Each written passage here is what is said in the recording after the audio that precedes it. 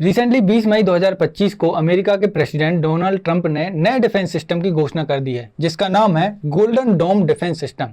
ये इजराइल के आयरन डोम defence system की तरह ही है, बस इसको एक नेक्स्ट लेवल पे, नेक्स्ट जनरेशन के तौर पे बनाया जाएगा। इसको एक एडवांस लेवल पे बनाया जाएगा। इसमें कुछ फोटोज हैं वो इन्होंने इंट्रोड्यूस किए हैं, उसके बाद देखते हैं अब इसमें स्पेशल क्या है, इसमें क्या नए नए फीचर्स जोड़े गए हैं वो सब देखते हैं। तो सबसे पहले है space based interceptor and sensor.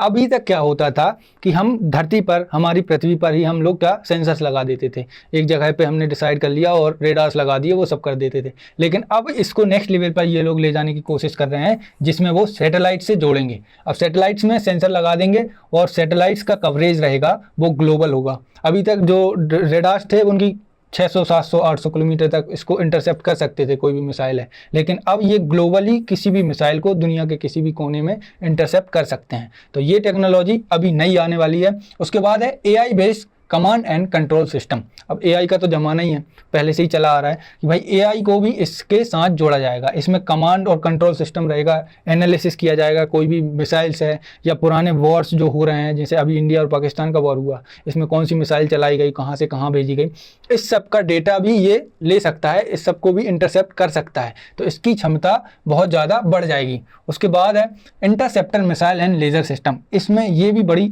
जो नई चीज़ है वो इंट्रोड्यूस होगी। देखो लेज़र सिस्टम पहले से ही है, लेकिन लेज़र सिस्टम इसमें भी इफेक्टिव तरीके से यूज़ किया जाएगा। उसके बाद जो मिसाइल्स हैं वो सब तो यूज़ किए ही जाएंगे, लेकिन इसमें एक जो सबसे मेन टेक्नोलॉजी है वो हाइपरसोनिक मिसाइल्स को इंटरसेप्ट करना। अब हाइपरसोनिक मिसाइल जो रहती हैं उनको इंटरसेप्ट करना थोड़ा टफ होता है। जो अभी हमारे पास पहले से जो सिस्टम मौजूद हैं, जैसे थर्ड सिस्टम यूएस के पास था उसके द्वारा, लेकिन अब जो रहेगा उसमें इतनी टेक्नोलॉजी लगाई जाएगी ताकि वो हाइपरसोनिक मिसाइल को भी डिफेंड कर सके। उसके बाद देखते हैं इसकी ज़रूरत क्यों पड़ी। जो यूएस के पास पहले से ही सिस्टम था, अपना डिफेंस सिस्टम था, जो आयरन डोम सिस्टम है उसके पास अपना इंडिजीनियस आयरन डोम सिस्टम है, थर्ड सिस्टम है जो कि इफेक्टिव माना जाता है, उसके बाद भी इनको क्यों ज़रूरत पड़ रही है। अब जो चाइना ने DF-17 हाइपरसोनिक मिसाइल तक डेवलप कर ली है, तो इनको इंटरसेप्ट करना थोड़ा टफ होता है क्योंकि इनकी स्पीड ज़्यादा होती है और हमारे डिफेंस सिस्टम की स्पीड इतनी हो नहीं पाती। अब दूर से इसको ये इंटरसेप्ट कर नहीं पाते, तो यहाँ पर ये जब तक इंटरसेप्ट करके मिसाइल छोड़ेंगे जब तक तो वो हिट कर देंगे, तो इसके लिए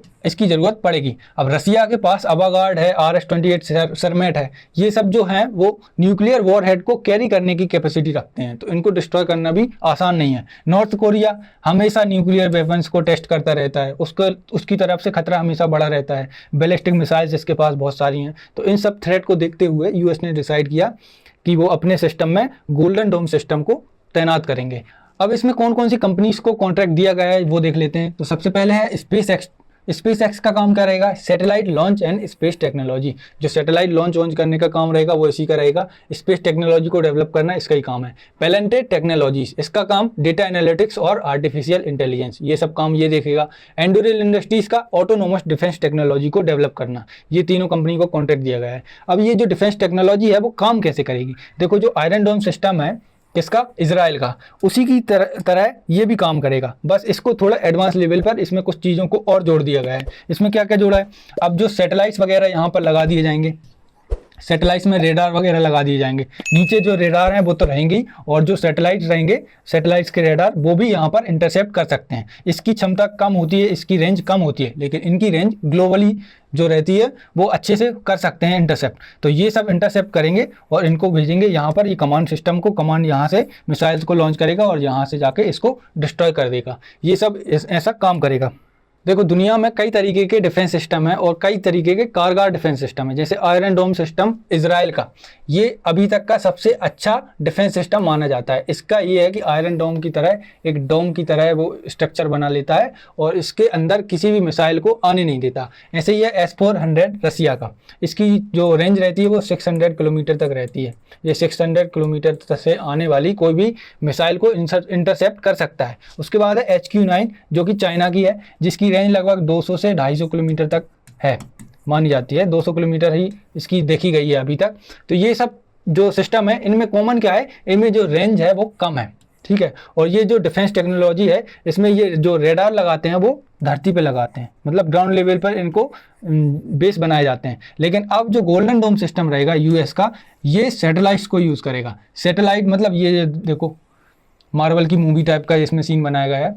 तो इसमें जो रहेगा वो सैटेलाइट यहाँ से इंटरसेप्ट करने की इनकी पावर ज़्यादा रहेगी, इनकी रेंज ज़्यादा रहेगी। दुनिया के किसी भी कोने में अगर कोई भी मिसाइल छोड़ी गई है या कोई भी संदिग्ध गतिविधि हुई है तो इसको ये इंटरसेप्ट कर सकता है, इसकी ये टेक्नोलॉजी। इसके साथ इसके पास आर्टिफिशियल इंटेलिजेंस रहेगा जो इन सब के पास तो नहीं है। तो अब इन सब के साथ किसी ने युद्ध किया या कोई भी कंट्री का युद्ध हुआ तो दोनों कंट्री के बीच में कोई मिसाइल फेंकी गई या कुछ भी किया गया, उस सब डेटा को ये एनालाइज करेगा और अपने आप से आर्टिफिशियल इंटेलिजेंस खुद अपने आप से सीखेगा और अपने आप जो सिस्टम रहेगा उसको और मजबूत करेगा। अब इसमें जो टेक्नोलॉजी है इसको लेकर कई तरीके के विवाद सामने आ रहे हैं। उनकी कंट्री वालों का कहना है कि इसका बजट बहुत ज़्यादा है, $175 बिलियन का इसका बजट है। और हम लोगों का, कई अदर कंट्रीज़ का कहना है, इसमें कंसर्न है हमारी कि भाई अभी तक क्या हम धरती पर, पृथ्वी पर ही हमारे युद्ध किए जाते थे, अब हम स्पेस को भी वेपनाइज कर रहे हैं, मतलब वहाँ पर भी वेपन्स रखेंगे, वहाँ पर भी मिसाइल्स रखेंगे, तो उसका खतरा कुछ ज़्यादा ही बढ़ जाएगा। मतलब ये है कि अभी तक हम जो न्यूक्लियर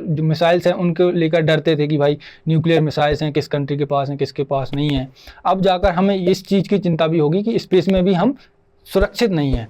तो आज की वीडियो में बस इतना ही, मिलते हैं नेक्स्ट वीडियो में। थैंक यू, जय हिंद।